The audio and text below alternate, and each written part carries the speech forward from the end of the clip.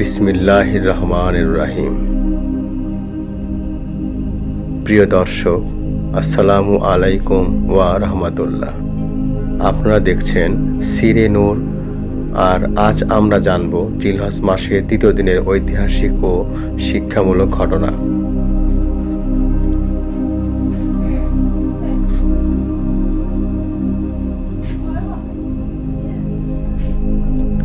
জিলহজ মাস আল্লাহর প্রিয় মাস, আর এর প্রতিটি দিন যেন এক একটি ইবাদতের খনি। তৃতীয় জিলহজ হজ যাত্রীদের জন্য এক গুরুত্বপূর্ণ দিন, যখন তারা মক্কায় আল্লাহর ঘর কাবা শরীফের সামনে নিজেকে আরও সমর্পণ করে। তারা মনে মনে বলে, হে আল্লাহ, তুমি আমাদের ডাকলে আমরা এসেছি। লাব্বাইক আল্লাহুম্মা লাব্বাইক। আর যারা হজে নেই, তারাও আজকে দিনে রোজা রাখলে, নামাজ ইবাদতে ব্যস্ত থাকলে আল্লাহর কাছে বিশাল সওয়াব পায়।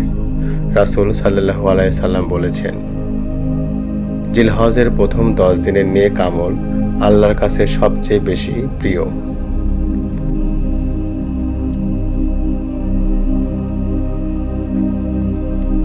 এখনো সময় আছে, হাত তুলে দোয়া করি, চোখ ভিজিয়ে তওবা করি।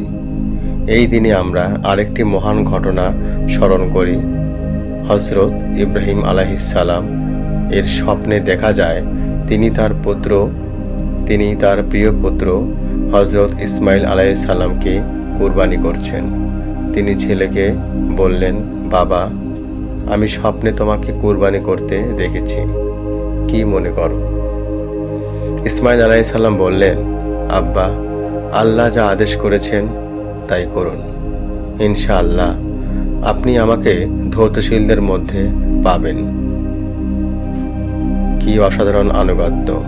তৃতীয় জিলহজ আমাদের শেখায়, আসল কুরবানি পশু নয়, আসল কুরবানি হলো নিজের অহংকার, লোভ, পাপের নিয়ত কেটে ফেলা, আল্লাহর পথে নিজেকে সম্পূর্ণ সোপর্দ করা।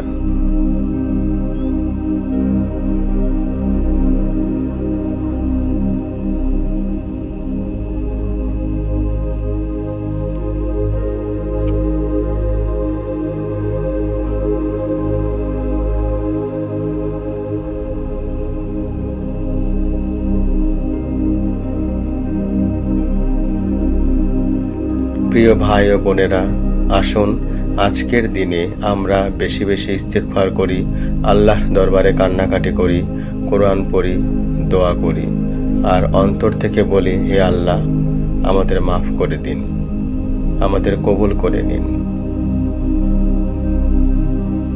ভিডিওটি ভালো লেগে থাকলে লাইক দিন, শেয়ার করুন, আর আমাদের সিরে নূর চ্যানেল সাবস্ক্রাইব করুন।